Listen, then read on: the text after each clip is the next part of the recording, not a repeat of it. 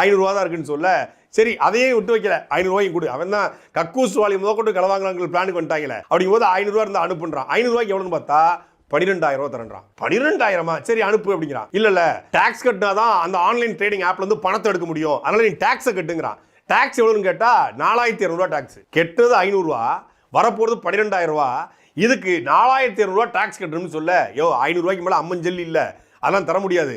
12,000 ரூபாயில அந்த 4,200 ரூபாய் கழிச்சுக்கிட்டு நீ மீதி பணத்தை கொடுன்றான். ப்ரோ அதில் மைனஸ்லாம் பண்ண முடியாது, அது ஆன்லைன் ட்ரேடிங் அப்போ கழிச்சுலாம் பண்ண முடியாது, நீ பணத்தை கொடுத்தா தான் அது வரும் அப்படின்றான்.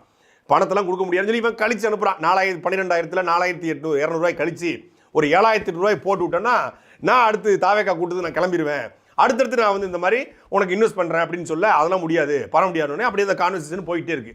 அப்போ முடிவு பண்ணிட்டா இது ஒரு ஸ்கேம். இவனை போல பல 100 பேரை ஏமாத்திருக்கிறான் இந்த பையன். இல்லை, இந்த பையன் இல்லை, இந்த பையன் ஒரு அம்பு.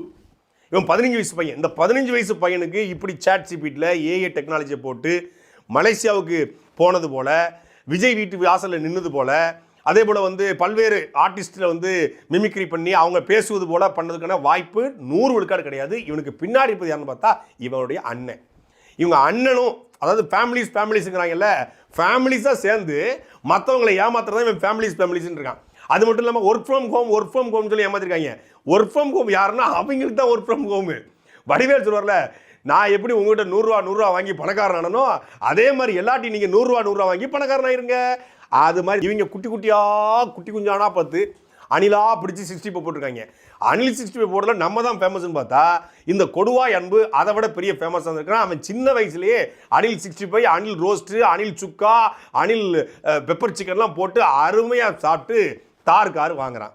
இந்த காரை வாங்கினதுக்கப்புறம் தான் வெளிப்படுத்தினாங்க, ஏண்டா இவன் கையில் இவ்வளவு காசா, எப்படா கார் வாங்கினீங்க அப்படின்னு.